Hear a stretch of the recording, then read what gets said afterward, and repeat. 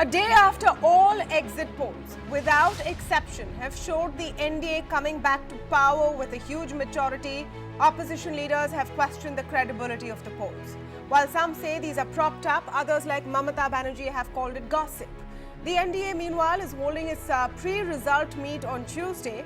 But can every exit poll be wrong? And if the polls are right, directionally at least, what does this mean for the Indian political landscape after the 23rd of May? Meanwhile, markets have rejoiced with the biggest post-exit poll closing since 1999. Both the Sensex and Nifty are closing at all-time highs.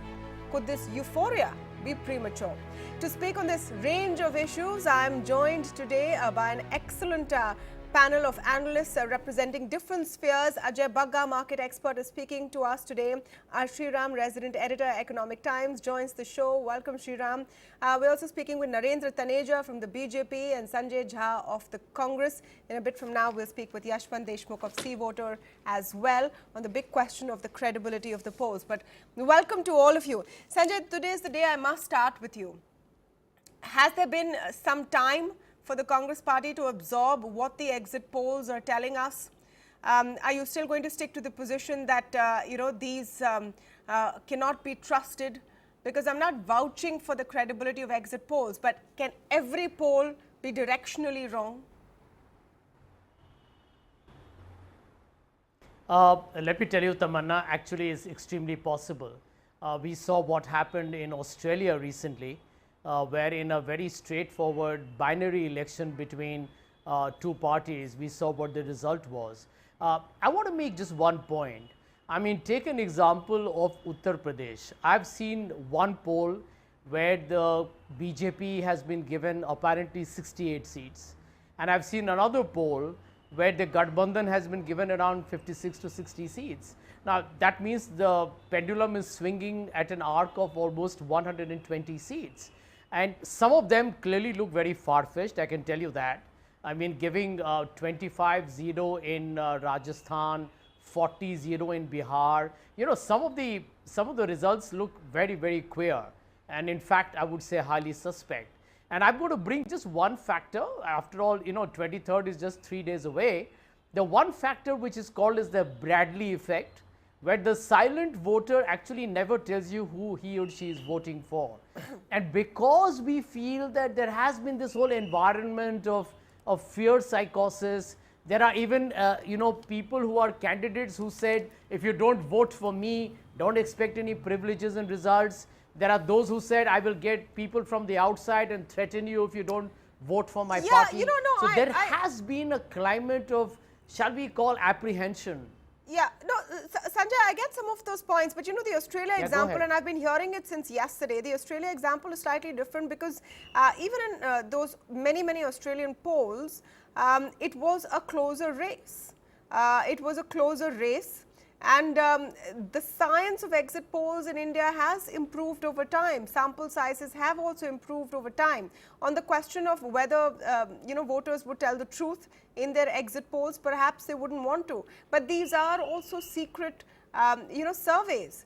So can everyone get it wrong to this extent? I mean, the most conservative of them, if I look at Nielsen, is also looking at the BJP and the NDA actually easily forming the next government. Tamanna, let me keep my answer brief here because I believe, ultimately we're going to see the actual counting happen by Thursday. So this conversation is largely academic in nature. But let me tell you, I think we are headed, and we always said that neither the UPA nor the NDA is going to get an absolute majority on its own. It is going to be a hung parliament. I think the NDA will be far lower than the numbers being projected even by the NewsX channel one that you showed. And in our opinion, the UPA and the NDA are going to be in a very close neck-to-neck fight. I have actually put out some numbers on my Twitter as well based on the assessment that some of us have put together. Ultimately, we believe that the results look very skewed and they are most unlikely to be the way they have been presented. Like, for example, there are some states that have been given lock, stock and barrel to one party and it continues to be the trend in advantage of the other, maybe somewhere else. And we do believe you are headed for a fractured verdict. And, I don't want to really, frankly, make too much call right now. The elections are over. I don't want to get into a nitty-gritties of why the voters will vote X, Y, Z.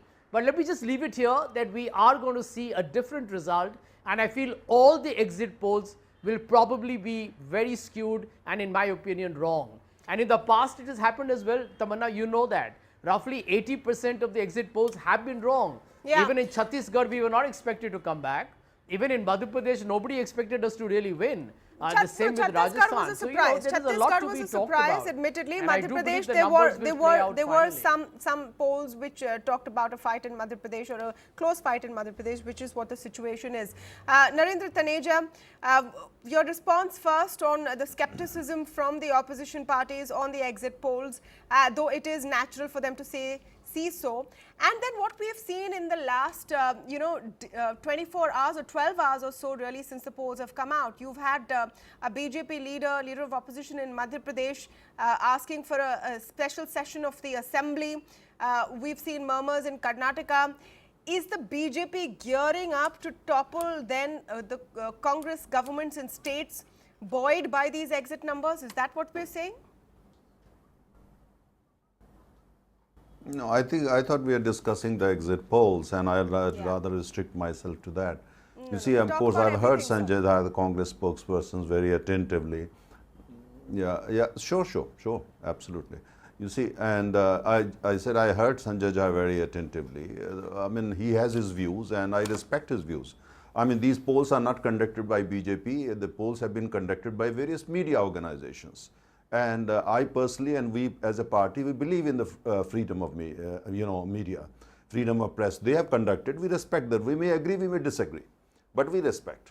It's a science. Maybe it's evolving science in India. I don't know. I don't want to get into that because that's not area I specialize on. But we have done our own survey, and we know each and every constituency very well, almost just like we now know our hand.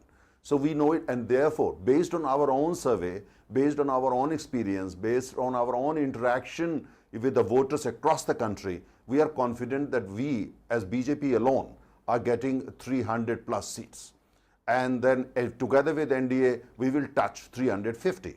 And it's not a kind of any statement based on anything unscientific. It's based on a very scientific analysis and interaction with the voters. And I'm very happy you record it and you play it when I come on your show on the 23rd or post 23rd. And I would like you to do exactly the same with my colleague from the Congress party. You play his comments and then take his comment. So that is important when we talk. We keep in mind that, look, this is being recorded and the country is watching it. So that said, but at the same, when it comes to these surveys and all that, we have seen the surveys also.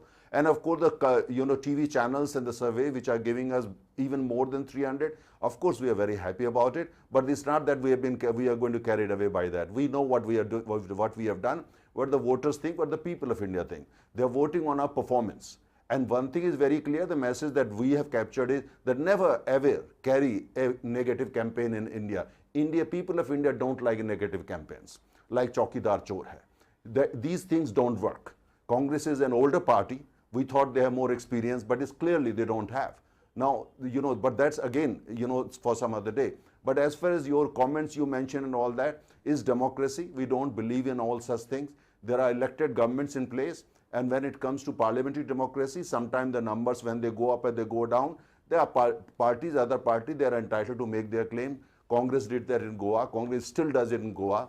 There are people who do that. But at the same time, is the constitution which ultimately has to prevail. Who have got the maximum number should form the government. That's how it works. We have to go, each one of us, has to go as per the constitution. Let me pick on, one second, let me pick on a couple of points that Narendra Taneja made. Sanjana, I'd like you to respond to it.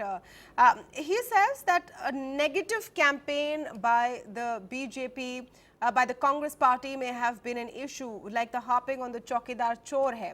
And maybe he was sailing in too many boats. There was Nyay on one end. For some time it was the prime focus, and then it was Rafale, then it was Chaukidar Chor hai. Do you think it was a negative campaign that are showing these trends? Tamanna, if that question is to me, my answer will be very straightforward. Yeah. There are serious allegations on the Rafale issue where the Prime Minister needs to explain himself. Chaukidar Chore is a political slogan. This happens all the time. And believe me, I don't know what the ultimate result is, but I think it was appropriate to highlight the fact that India's Prime Minister was betraying its own people by helping a crony capitalist friend. Now, let me tell you, there is a narrative. The narrative was built by our fight for jobs and rural distress. Our focus was on the economy, but the issues are many. So, there are issues, can be Rafael, can be Lokpal, can be, Sadhvi Pragya Singh Thakur, the comment on Nathuram Godse. There are multiple issues you fight it on. But the narrative remained on economic growth, inequality, and justice for the disadvantaged. I think that was a larger narrative. And I do believe that, Chaukidar Chor Hai is a statement which was said with all the gravitas, because we are very, very serious about saying so, that it is an act of corruption. And that it's been very popular, incidentally. Now, just because the results at the moment in the exit poll don't look good, doesn't mean that we are going to be apologetic about it. Not at all. No, it's not about apologetic. It's about strategy. Mr. Taneja, quick response to Sanjay Jha. No. Yeah, certainly. You see, Tamanna, the point is that I'm very happy that the Congress spokesperson, or the Congress as a party, they want to hold on to what they did. I'm very happy, because this is actually the recipe for self-destruction. This is, if they go on like that, which is complete disconnect with the Indian authors and culture, a way of thinking, then it's best of luck to them. The point is that unless you have an evidence, you can say by mistake once or twice, but if you keep on for months and months together saying the Prime Minister chor hai, Chaukidar chor hai, and without any evidence, just on this basis that in one other report they probably said that eventually Anil Ambani Group would make 30,000. If they can't read a report, business report, God help them. The point here is very simple. Either you produce they should have produced an evidence, or the people, you will see it on the 29th. I request you to please call Sanjay Jha and record what he's saying, and then play that and then take his comment. The people of India, my experience, I work on the ground. Can I give a people quick of India response don't here? like Okay, one second. negative I want to get campaigns. Yashwant That's Deshmukh experience. into this conversation. And final point. Look, I want to get Yashwant Deshmukh into this conversation. Let me complete. Yeah, one minute. Yeah, I no, got but you. complete. Let me complete my sentence. Okay, please wrap in 10 seconds. Yes. Yeah, can I complete? Yeah, please wrap just in 10 Tamanna, just one, Yeah. just to complete. You see, but that does, Tamanna, but that does mean that I'm going to go the way, for instance, likes of Yogesh Yadav is saying that Congress should actually be scrapped as a party. I don't believe in that. I mean, all political parties, especially party with such a great experience like Congress, they must be more active, but they must learn from their experience. They should stop lying, and they should shut down all the factories they've got across the country where they manufacture lies. If they are interested in their future, they should shut down all the factories where they've been manufacturing these. I think you made That's your not point. the kind of Yashwant politics we are like. Deshmukh, welcome to the conversation. Though on the phone line, we've been talking about the credibility of exit polls. By now, of course, the narrative that was expected has played out. Opposition parties are rubbishing the exit polls. The BJP is happy, but not ecstatic, as I would have thought, because they either say they expect more numbers, but either way, they think the direction is right. I want to ask you a couple of things. One is the divergence. Though all polls are showing directionally the NDA coming back to power, there is a divergence in some spots. Some polls show the Mahagathbandhan doing well in Uttar Pradesh, others show the NDA doing well in Uttar Pradesh. As far as West Bengal is concerned, again, there is a swing over them. Some pollsters have tweaked their numbers and taken off seat share allocations after the polls yesterday. Do you think that looking back, the credibility of these exit polls will be under question? Well, not really. I mean, if you look at the poll numbers, the broad numbers, all India level, they are going in the one direction. Yes, there is a range, and that range is largely because of the fact that there are a couple of states where the margin of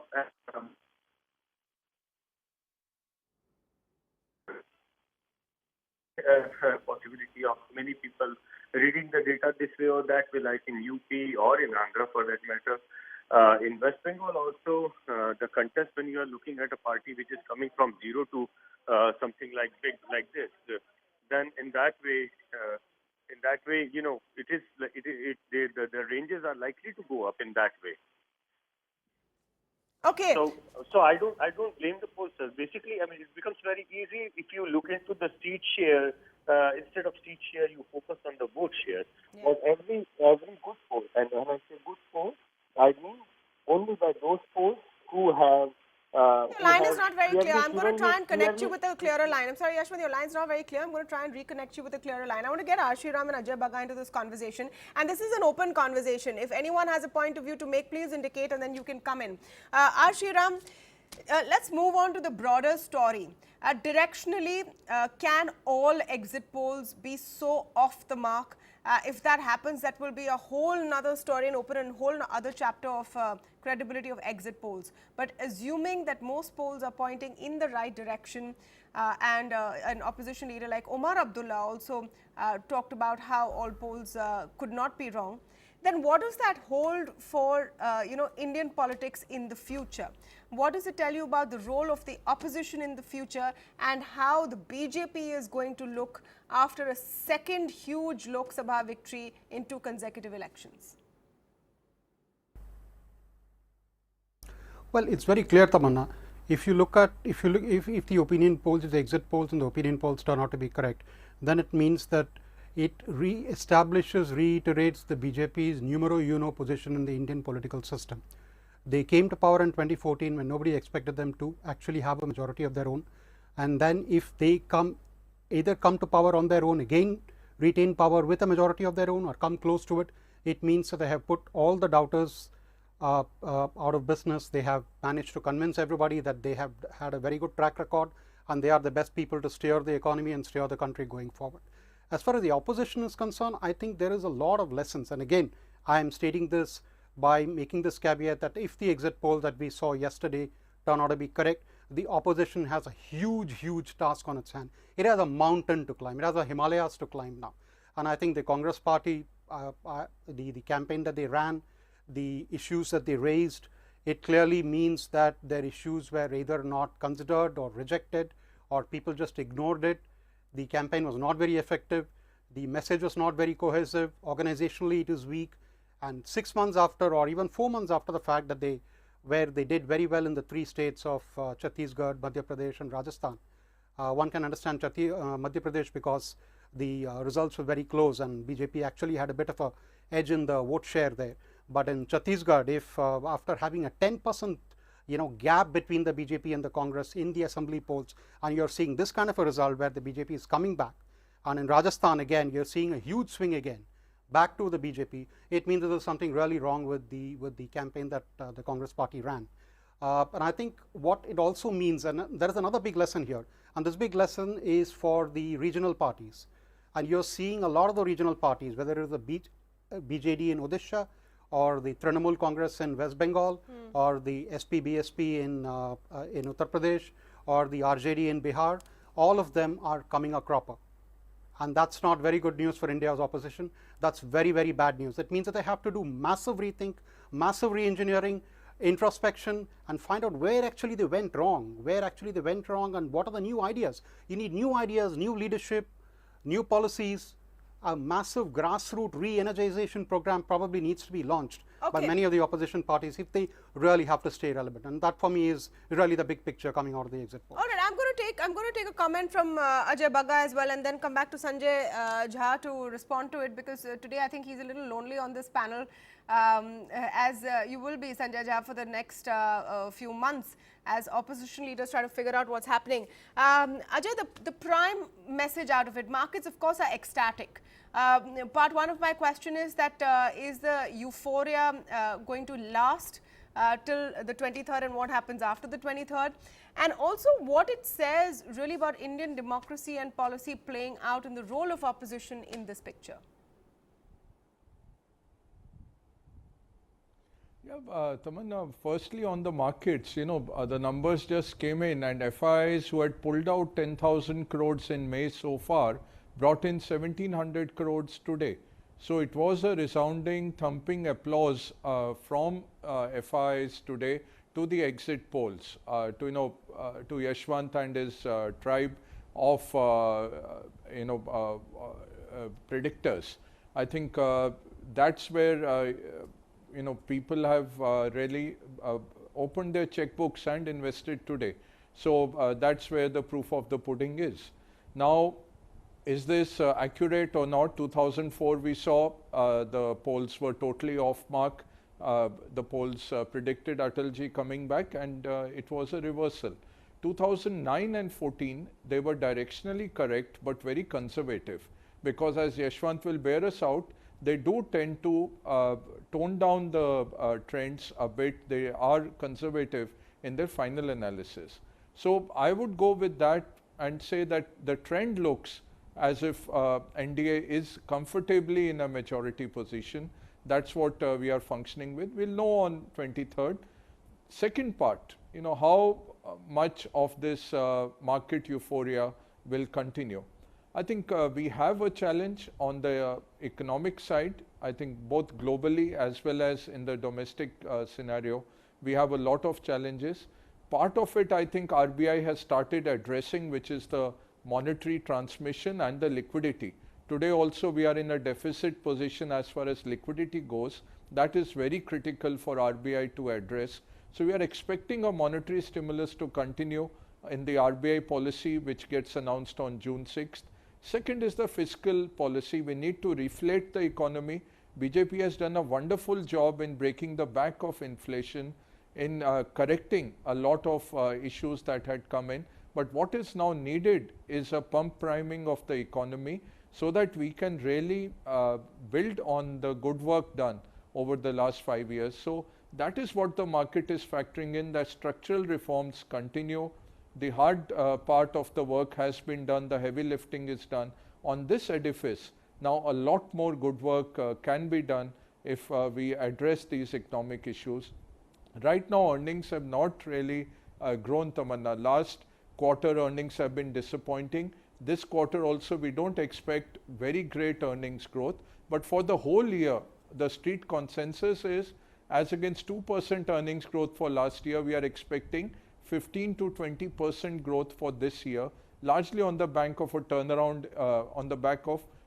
in the banking sector, which is very palpable, which is very much on the board, and that 15% growth will see a re-rating of the market. So yes, market growth will continue, but earnings have to catch up, economic growth has to catch up, and the government policies in July with the budget have to be really A+ to really take this forward now.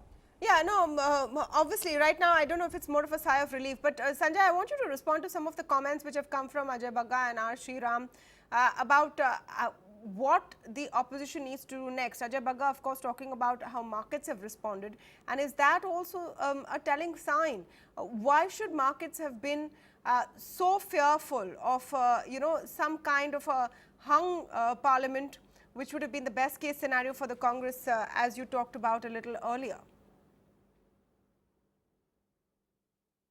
Tamanna, I know a lot of stockbrokers, and one of them told me just a couple of weeks ago that the BJP is good for the stock markets and the Congress is good for the country. So I asked him, in which case, tell me who are you voting for? And he just smiled and refused to answer that. But what is the truth? That's exactly, I actually confronted with him with data when I met him the next time, that actually if you look at UPA 1 and UPA 2, it gave a higher CAGR growth, compounded annual growth rate on the stock market returns than the BJP has done over the last 5 years. So that's a reality. Point number 2, look at the state of the economy, Tamanna. You know it better than me perhaps. Index of industrial production is now at a 21-month low. You've seen the state of the automobile industry. It's in double-digit collapse, it's in negative. And an automobile industry is in a way a manifestation of your economic health. Capital goods sector is down. Manufacturing is looking absolutely abysmal. What are we talking about? I mean, I know people who are telling me, who deal with stressed assets, they're telling me our business is going up, which means the economy is in serious doldrums. So with due respects to Mr. Bagga and the stock markets, punters and what have you, the truth is that we are headed for some serious trouble. But and it's not just the domestic headwinds, but there are some serious international crises coming up. You have some points over there as far as the situation of the economy. Does it not matter to voters? I need to take a very small break. 1 minute. I need to take a very small break, so let me get into that break. Does it not matter to voters? Do economic issues not matter? Have they not mattered in this election? If not, then what has mattered? And of course, all of this is assuming that the exit polls are showing the right direction. We'll come back and quiz Yashwant Deshmukh about that, who's now in our studios after this very short break. Don't go away.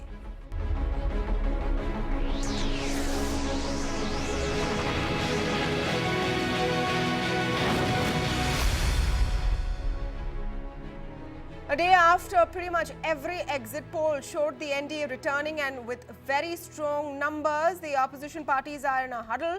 Akhilesh Yadav met with Mayawati today. Chandrababu Naidu has met with Mamata Banerjee. This follows a day long of meetings yesterday as well for the Andhra Chief Minister. By the way, exit polls show him not doing too well. So what does all of this mean going into 23rd May, and if these are in the right direction, what does it mean about the mindset of Indian voters? Let me get Yashwant Deshmukh in on of that, of C voter.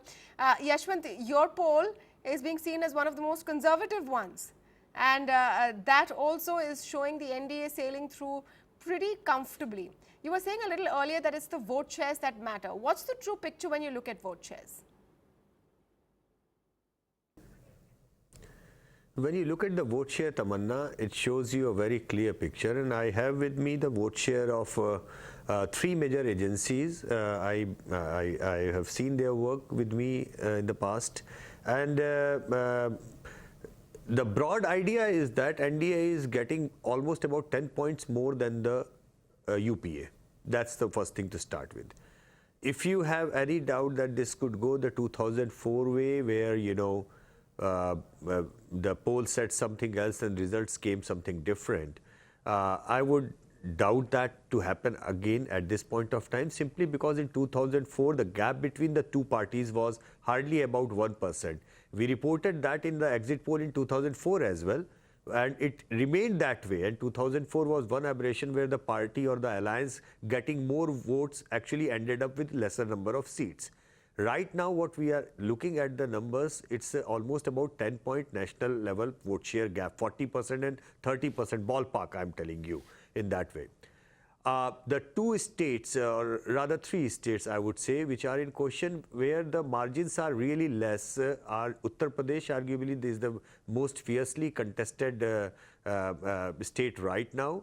And then some problem in Andhra Pradesh because of a lot of violence which went underreported or unreported in the national media, courtesy their elections happened only in one single phase, while Bengal was reported almost every phase for right through the 7th phase. A lot of non-response in Andhra because of the violence. And West Bengal, because out of the blue there is a new contender, and you know, we are looking at a very, very interesting scenario where as a greenfield state.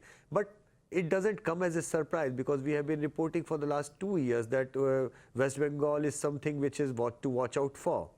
What I'm simply trying to say, that barring these three states, barring these two states largely, I would say, West Bengal and UP, where the pollsters' ranges actually are different from 7 to 27 in West Bengal, and in Uttar Pradesh from 22 to almost 62 kind of ranges.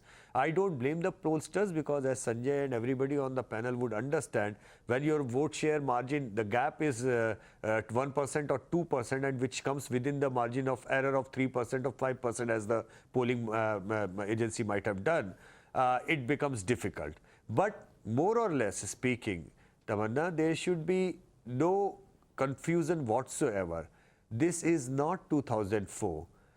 Come what may, even the worst of the numbers are not showing that Congress is likely to emerge as the single largest party. Come what may, it is unlikely that UPA is going to emerge as the single largest alliance. And overall speaking, as you mentioned, that our numbers are the most conservative one, because we are conservative pollster as far as the projection of seats is concerned. We always are. We are like that only. 50% of the time results are conservative in the direction where we pick up the result, and 50% of the time the results go further in favor of the party which is leading.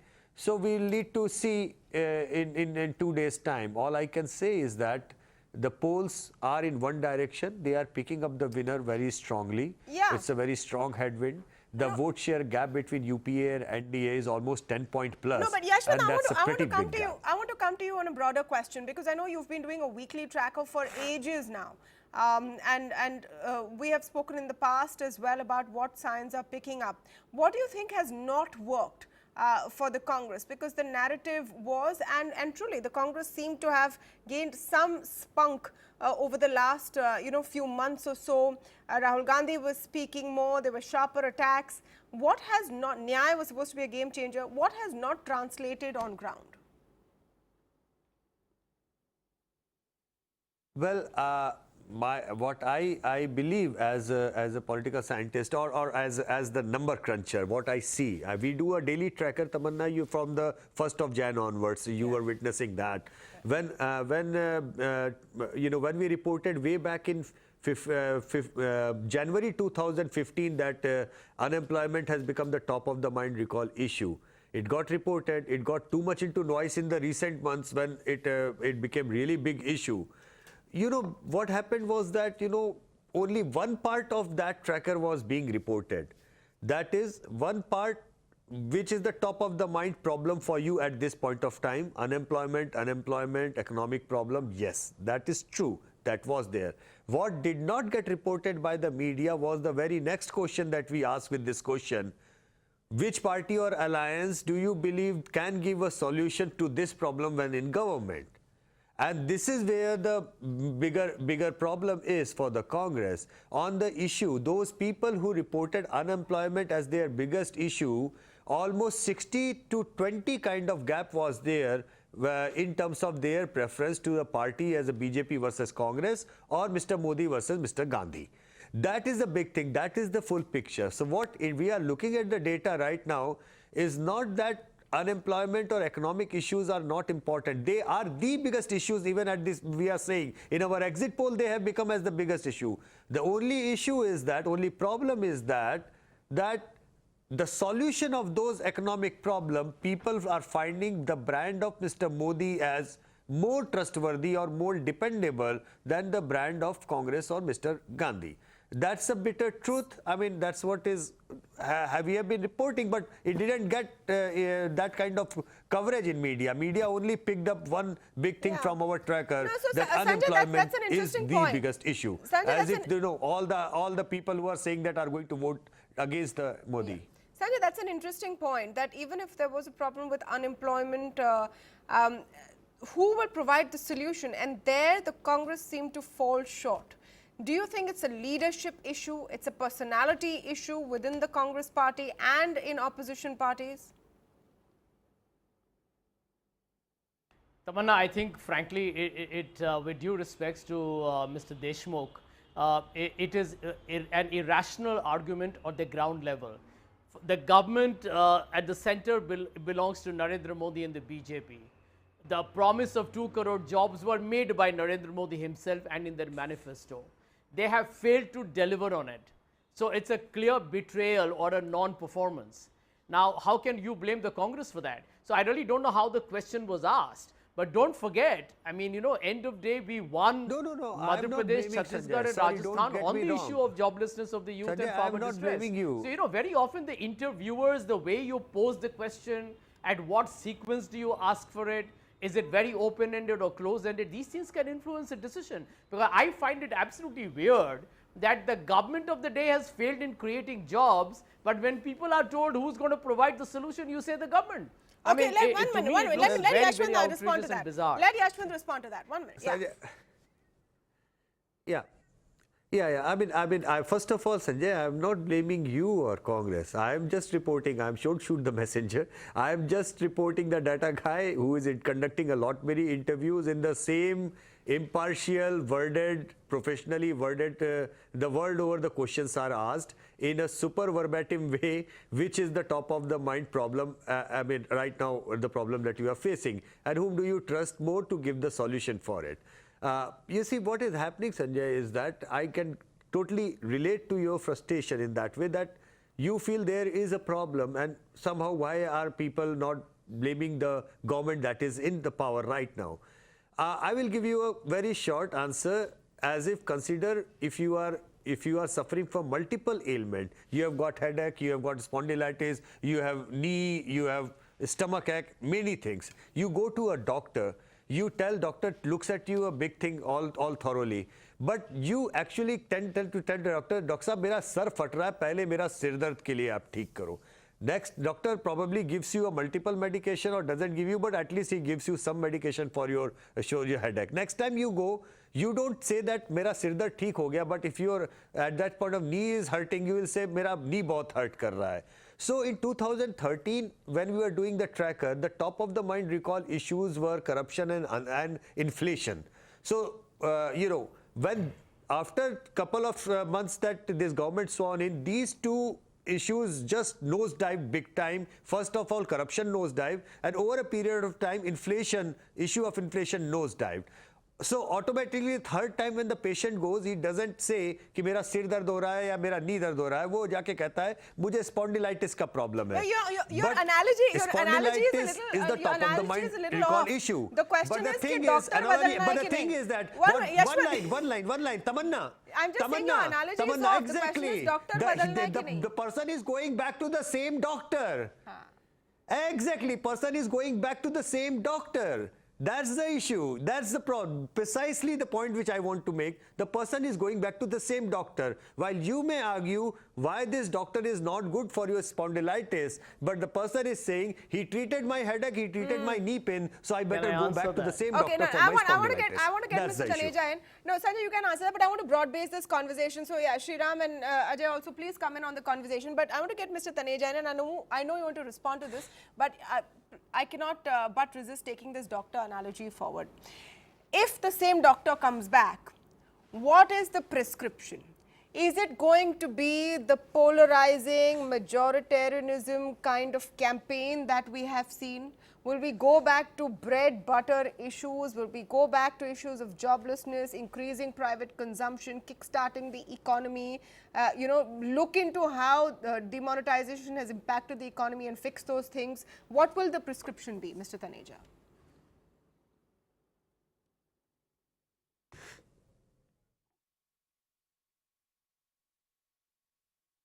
Is that question to me? Yes, Mr. Taneja. Tamanna? Yes, yes. Yeah, okay, all right. No, first of all, you see, thank you. I mean, I thought you have forgotten me. I've been just sitting here for 20 minutes almost. No, the point I'm trying to make is that I think, Tamanna, you are, is too much focus on the Congress party. If the election was not Bharatiya Janata Party versus Congress, Congress was one of the 50 parties. You see, the problem is that some of the people in media, and it's not, I'm not, saying you particularly, I'm just saying a lot of people in media, they're just in the habit of focusing on Congress. Congress does exist in many states. It's just not there on the ground. I mean, it's not there in Uttar Pradesh. Please, I'm ready to come along with you. Show me Congress in UP. Show me Congress in Bihar. Show me Congress in Orissa. Show me Congress in West Bengal. Show me Congress in Assam. There's so many states. Congress does exist. So why are we, this election was not about Congress party. Congress was just one of the 50 other parties, like many others. And even where they are in power in Madhya Pradesh and Rajasthan, wait for the 23rd. You will see what happens. The people have voted them to power, then now people are regretting already. So the point here is that, unless we want to live in the past, we wish the Congress comes back, a rule over not only India, across the world. That's a wish, that's okay. Some people can go for that dream. I have no issue with that. But the point is, we have to be realistic, see what's happening on the ground. On the ground, they don't exist. That's the reality. Their organization is not there. You ask this question, what do they lack? They lack organization. There is no organization.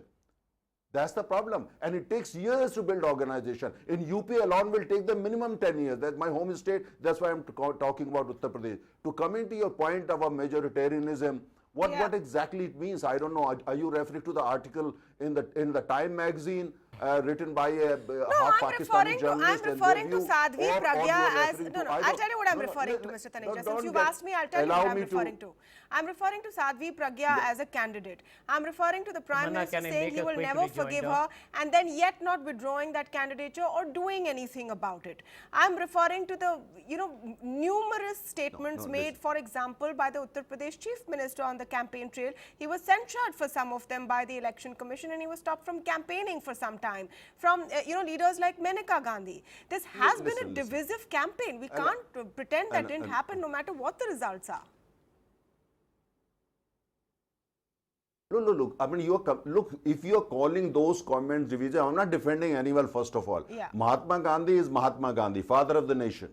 Absolutely. We can't have any debate on that. I mean, if any member of the Bharatiya Janata Party says something to the contrary, it's not acceptable. Immediately action will be taken against any such person. Mahatma Gandhi can't be dragged into these things. He's above politics. He's father of the nation. And she did. And she has been issued a notice. Wait for another 7-8 days. She has been asked to explain. Now the point here is Tamanna different. The point is that there are many statements like Digvijay Singh. Digvijay Singh, if you are digging into history, you can't dig selectively. Dig into what, Digvijay Singh used to say, what Mani Shankar said in but it doesn't Pakistan, matter, that like they you need the said, help of they're Pakistan to irrelevant. remove Modi from power. I'll tell you the So, context, Mr. Taneja. listen, It doesn't allow matter me to because they are now complete. irrelevant. Tamanna, Like allow you me- said, the Congress don't- doesn't matter, and I'm asking the party No, which no, is going to allow me to form the complete. next government. Allow Why me should to- I ask those who allow are going me- to barely make no, no, 100 listen, seats? Allow me, Tamanna, don't get agitated. No, Calm I'm down. just telling you why it calm doesn't make down, sense to calm talk down. about the Congress. And I said, no. Allow me to complete. Allow me. Yeah. You say that Mani Shankar's statement in Pakistan that we need help of Pakistan to remove Modi from power is irrelevant. Mani Shankar, yes, you are probably not aware. He is part of the first family of the Congress. He is part. He goes there every day. He is part of the family. How can you say is irrelevant? How can you say Digvijay Singh is irrelevant? Then you don't know Congress party. Digvijay Singh is part of the core Sir, team I am of the. taking your it's not own. Sanjay Jha, it's Taneja Digvijay ji, Singh, I am who is part- taking so your how- you can't own say- theory forward. listen, You are let- contradicting yourself, Tamanna, kind let sir. me I'm complete taking one your more line own if you theory permit. forward. You have Allow first some asked freedom. me why are you talking Allow about the Congress. some They're freedom. irrelevant. Listen, one line. Allow me one line. Yes. One line. Yes. All I'm The saying BJP is you is say obsessed with the the Congress, is irrelevant. Tamanna. We are but Congress is in power in Madhya Pradesh. Yeah. Congress is in power in Rajasthan. They Okay. are in power in border state Shriram, of let me Punjab. come to you. They are in power in Karnataka. Shriram, How let can me you come say to they you. are I want to irrelevant? come to you on a point that Mr. Taneja made about the relevance of the Congress party when we talk about the opposition. Now, as of today, it is still the single largest opposition party. We do not know what the picture is going to be after the 23rd of May. Another interesting thing that has come out of the projections of the polls, and Yashwant will vouch for this, is how it seems like the Congress plus BJP number, which usually is capped at about 300 odd, could increase this time. So what are we seeing as the future of the face of the opposition? Are we going to see the Congress diminishing in the opposition space like we thought they would in 2014, or will they continue to be the primary opposition party and the role of regional parties diminish? So, Tamanna, there are two things here that we need to consider. One, we need to look at the number of seats that the Congress is going to get. What are the number of seats that the Congress is going to get on the 23rd? The exit polls have varied. They have gone from, I think, 48 to about 75 or a little more, a little beyond that. Some polls have given them a little more seats than that. If they end up around the 40 to 60 range, then I think the Congress's role as the chief opposition is going to be in serious doubt. They may end up as the leader of the opposition in the Lok Sabha. That's a different issue, because there is no other party that's probably going to be, that big a number. But their role as the chief opposition is going to be in serious issue. Also don't forget that the Congress party in this election has thrown the kitchen sink and done everything that it possibly can to somehow dent the BJP prospects and drive its prospects upwards. And they've done everything. They've done Nyay, one of the most generous social welfare, social security schemes. They have coined that term Chaukidar Chor Hai and accused the Prime Minister of corruption. They've also had, to some extent, a fertile playground when it comes to certain aspects of the economy. For instance, agrarian distress, rural distress. They have played on that to the hilt. They have tied up alliances wherever they wanted to. They've gotten an alliance in UP where, for the first time since 2014, you are actually giving a tough fight to the BJP. And despite doing all that, and then you got Priyanka Gandhi in. You got Rahul Gandhi, who's going around and making all these statements, touring the countryside, doing everything he can to whip up passion for the Congress. And you got Priyanka, who's been widely considered to be the Brahmastra that the Congress would use at some point to decimate the opposition and come to power. And you've got her also on the campaign trail. I don't know, Mr. Deshmukh can probably throw more light on what impact what she had on the campaign trail. But if the numbers turn out to be 40 to 60 or even 70, then the Congress's role as a chief opposition is going to be in serious doubt. The second point, how much is the Congress cutting into the MGB votes in UP? We don't know that. There are a lot of estimates, there are a lot of numbers.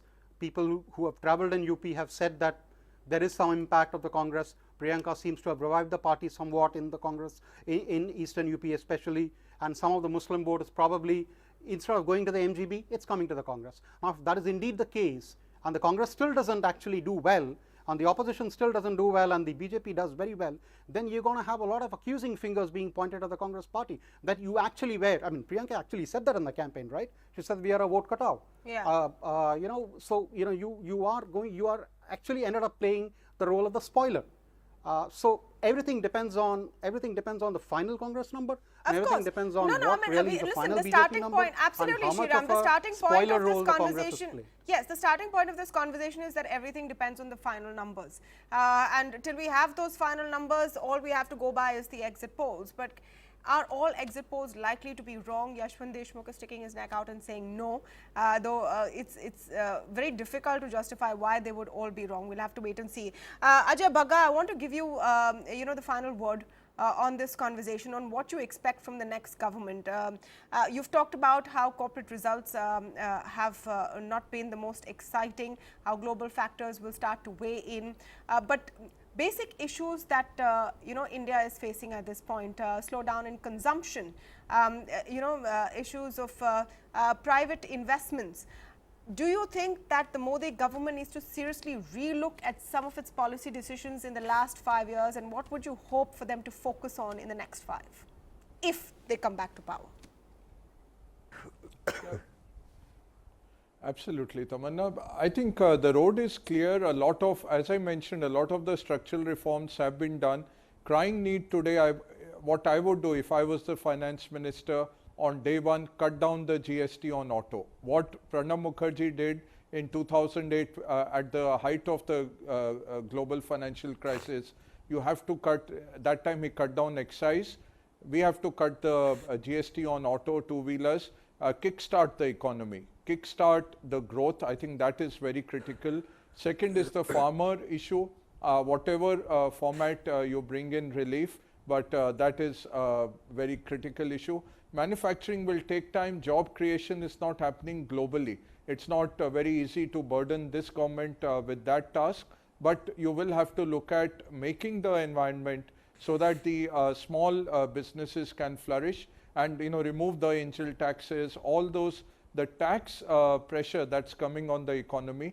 But most of all, Tamanna, the whole economy runs on money, runs on liquidity. The liquidity is choking in the economy. So RBI has to step in. We need about 1 lakh crores to flow through the veins of the economy. If you do that top down, a lot of the government's work would be done. It will give them some breathing time. They've done excellently on inflation. They've done well on creating nearly 22 crores households have been touched by various schemes. All those have been done. Yeah. Now this is an opportunity to transform India. Yes, Tamanna. No, please finish your sentence, Mr. Bagga. Yeah. So, you know, this is the opportunity now to really bring in a lot more growth. You need private capital expenditure to come in. So you need policies for that. You need policies for the small business to flourish. And you need something for the farmer, maybe a dole out. There is no easy solution on the supply side. So maybe you have to put more money into the pocket of the poorer segments. That will need to be done quickly, and that will kickstart. But consumption is coming back, Tamanna. You can see the history of the last 5 elections. Every time in the prior to the election year, there is an overspending by governments in preparing for the election, and that flows through into higher consumption. So consumption anyways will come through.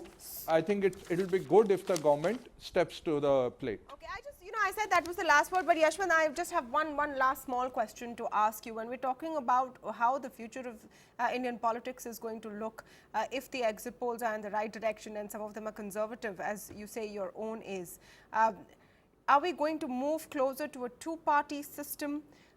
Is the role of the Congress going to diminish or grow as an opposition party? How do you see that picture unfolding?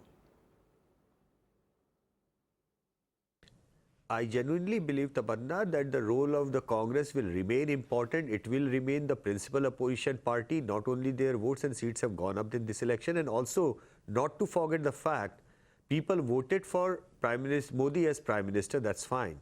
They are not going to vote Modi as Chief Minister for each and every state that they have voted in the last 5 years.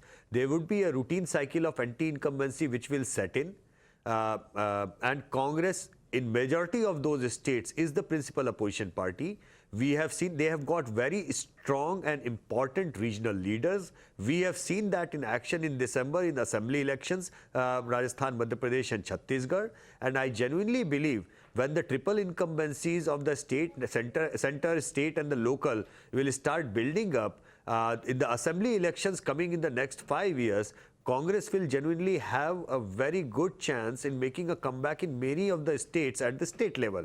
But at the central level, as far as that issue is concerned, I also believe that it's going to take a really long time because the gap between the brand equities of the two leaderships is quite big at the moment. But Congress has a future, has a good future at the state level. In many of the states, they are going to be benefited in the coming years, where the routine incumbency will set in. And people of India have voted a split ticket in many of these elections. Yeah. And I believe that that it's not going to be Mr. Modi's face every time to safeguard the fortunes of an incompetent and non-performing chief minister or non-performing governments. And there are, trust me, there are many. Okay, so Indian politics is set for exciting times, and exciting times will definitely continue. The battle doesn't end here, and we don't even know the final results of the battle. It's exit polls so far, and we'll have to wait and see how the real results pan out. Thank you so much to all of you for joining us this evening.